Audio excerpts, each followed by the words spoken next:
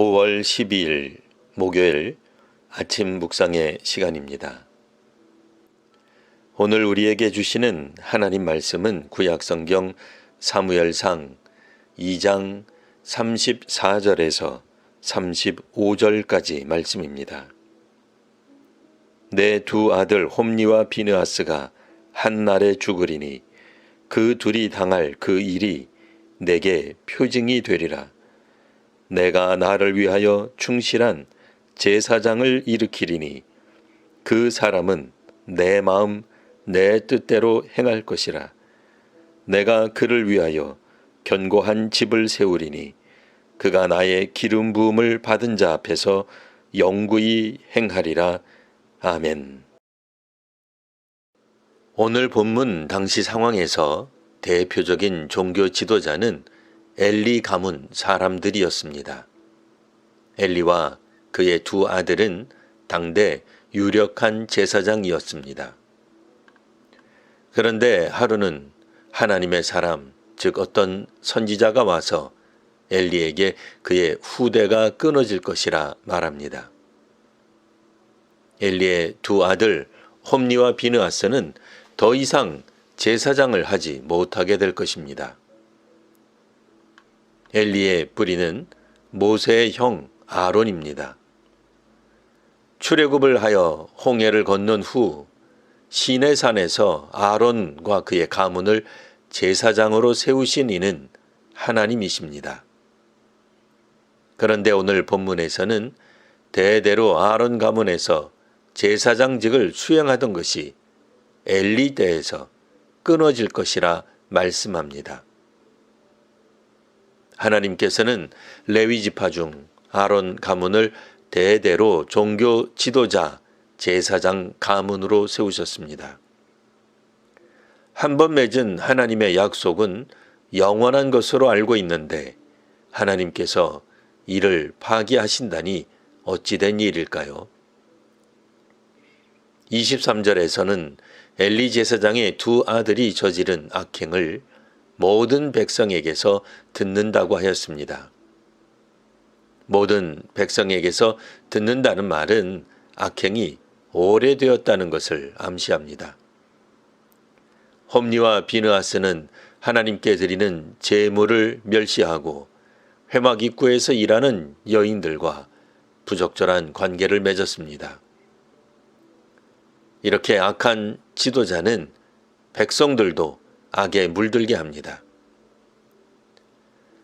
아버지 엘리가 권면을 하였지만 아들들은 듣지 않았습니다. 29절에서는 엘리의 잘못이 지적되고 있습니다. 아들들의 악행으로 백성들이 온전히 제사 드리지 못하고 있는데도 엘리는 하나님보다 가족을 더 중히 여겼습니다. 예물을, 헌금을 유용하고 횡령하고 빼앗아 결국 자신들만 살지게 하였습니다. 이처럼 엘리의 자녀들도 엘리도 잘못하였던 것입니다. 그래서 하나님께서는 전에 내 집과 내 조상의 집이 내 앞에서 영원히 행하리라 하였으나 이제 그렇게 하지 않으시겠다고 말씀하십니다. 하나님과 이스라엘 백성이 맺은 언약은 일방적인 것이 아닙니다. 의무와 책임이 서로에게 있습니다. 하나님을 존중히 여길 때 사람을 존중히 여겨주십니다. 하지만 엘리와 그의 아들 제사장들처럼 하나님을 멸시한다면 하나님께서는 하나님께 충실한 제사장을 새롭게 세우실 것입니다. 35절에서 그 사람은 내 마음, 내 뜻대로 행할 것이라 말씀합니다. 하나님은 백성들이 하나님께 거룩하게 나오기를 원하십니다. 그리고 그 일을 수행하도록 아론을 제사장 가문으로 세우셨습니다. 그런데 그 제사장 가문이 악하게 행한다면 다른 가문을 세우실 것입니다. 사무엘서에서 중심 주제 중 하나는 하나님께서는 사람이든 가문이든 하나님의 마음에 합한 활동을 하도록 세우신다는 것입니다. 지도자나 그 가문이 악행을 계속 행한다면 하나님께서는 이전에 세운 것을 폐하시고 새로 지도자나 가문을 세우실 것입니다. 종교 지도자든 정치 지도자든 하나님께서 세우십니다. 이 사회와 세계의 지도자들이 하나님을 경외하기를 위해 기도하는 오늘 하루가 되시기를 기원합니다. 기도하겠습니다.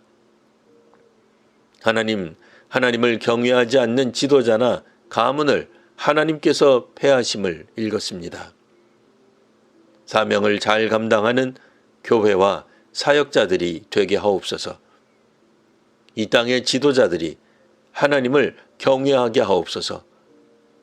자신들의 가족이나 가신들만 위하는 권력과 조직이 아니라 하나님의 마음과 뜻을 이루는 사회와 국가 지도자가 되게 하옵소서. 예수님 이름으로 기도합니다. 아멘.